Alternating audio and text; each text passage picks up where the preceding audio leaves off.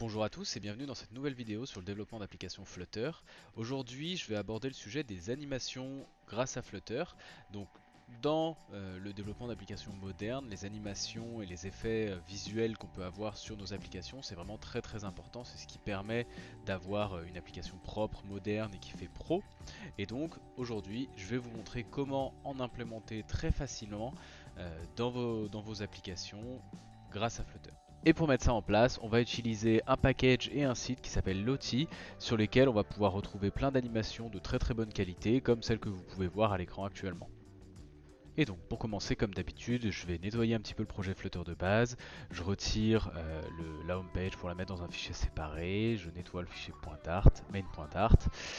Et dans notre homepage, là, on va être prêt à pouvoir commencer. Donc on va ajouter le package Flutter Lottie. Donc c'est Flutter peut add Lottie L-O-T-I-E.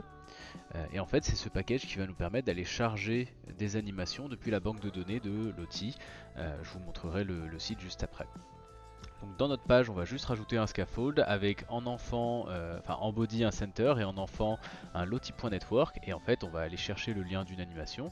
Donc sur le site de Lottie, vous avez plein d'animations qui sont disponibles. Certaines sont gratuites, certaines sont payantes. Pour cette vidéo, on va utiliser une animation gratuite que j'ai préparée. Donc là, vous pouvez voir, il y a des animations de chargement, des animations de validation. On va utiliser celle-ci pour la démonstration.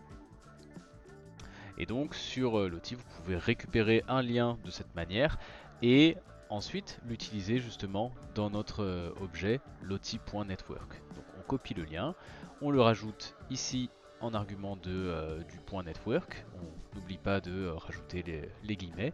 Et là on peut déjà lancer notre application, tester pour voir si ça fonctionne. Et théoriquement on aura une jolie animation de validation qui s'affiche à l'écran. Donc voilà, en quelques étapes vraiment très simples, on a pu ajouter une animation depuis le site de Lottie. Alors on peut avoir quelques contrôles quand même dessus, hein. On peut modifier sa taille, on a accès à la longueur, la largeur, la hauteur. On peut choisir de ne pas l'animer en modifiant le paramètre, l'attribut animate. Donc en le passant à false, ça bloque l'animation. Et donc on va pouvoir agir comme ça sur nos animations. Maintenant, je vais vous montrer comment ajouter une animation d'une autre manière. On peut télécharger le fichier JSON, le Lottie JSON, et l'avoir en local dans notre projet Flutter. Donc il suffit dans votre projet de rajouter un dossier asset au pluriel, donc avec un S à la fin, d'aller dans votre pubspec YAML, d'ajouter évidemment le fichier dans le dossier asset, et dans votre pubspec YAML, d'aller rajouter le dossier en question, histoire qu'il puisse être référencé dans l'application, et derrière on supprime notre network, on utilise cette fois la méthode asset, donc lottie.asset, et là-dedans on va mettre le lien, le chemin plutôt, vers l'asset, et on voit que directement ça nous a changé notre animation. On a très rapidement pu charger cette nouvelle animation là. Alors sur l'animation, on a plusieurs contrôles qui sont possibles, et on peut y ajouter donc un contrôleur pour justement vérifier les états de l'animation, ce genre de choses. Donc très simple, on va juste ajouter à notre classe l'extension single ticker provider state mixing, pardon, et ajouter un animation controller qu'on va initialiser dans le init state.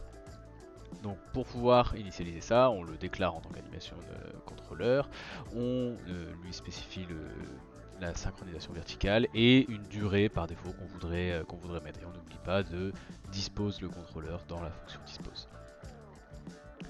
Ensuite, là où on a notre élément, notre widget, on va pouvoir spécifier le contrôleur qu'on avait juste au-dessus et déterminer quand l'animation est chargée, qu'est-ce qu'on va faire. Là, en l'occurrence, quand elle est chargée, on va récupérer sa durée et on va l'arrêter une fois qu'elle a terminé. Donc là, on voit l'animation a tourné une fois et elle s'est arrêtée. En gros, elle tourne pour la durée qu'on a déterminée. Ensuite, on va pouvoir choisir, donc par exemple, en général, ce genre d'animation de chargement, c'est quand on veut avoir un chargement et quand le chargement est fait, on fait une autre action.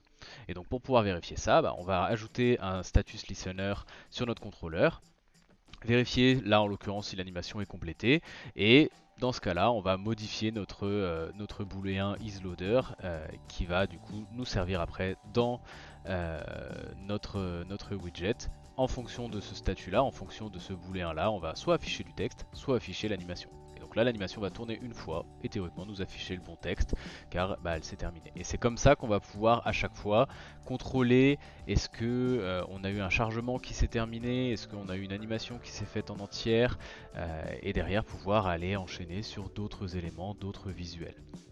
Et voilà, c'est tout pour cette vidéo. Vous avez pu voir comment il était vraiment très simple d'ajouter des animations propres et de très bonne qualité dans votre application Flutter. Donc sur n'importe quel projet, vous allez pouvoir ajouter le package Lottie, aller récupérer les animations qui vous intéressent et les ajouter à vos projets.